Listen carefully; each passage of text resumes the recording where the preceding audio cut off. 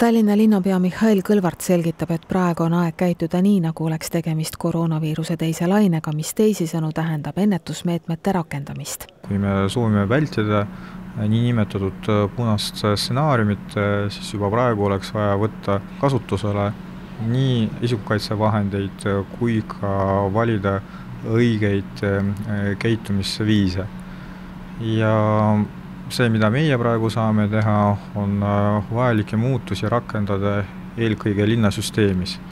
Sellisel viisil, et mitte halvendada teenindamiskvaliteedi linnaasutustes, aga samas, et linnaametnikud eelkõige käituksid lähtuvalt sellest, et tõepoolest meie praegune nakkuskordaja näitab väga negatiivset tendentsi.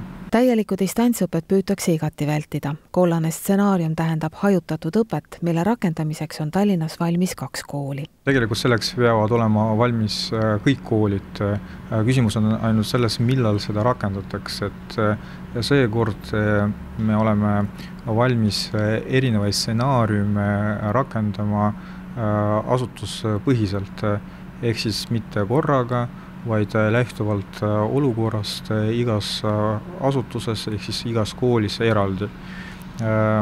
Tegelikult meil on ka väga erinevad koolid, erinevad hooned ja erinevad moodi on üles ehitatud ka õppekorraldus, et lähtuvalt sellest võivad ka olla rakendatud erinevad meetmed.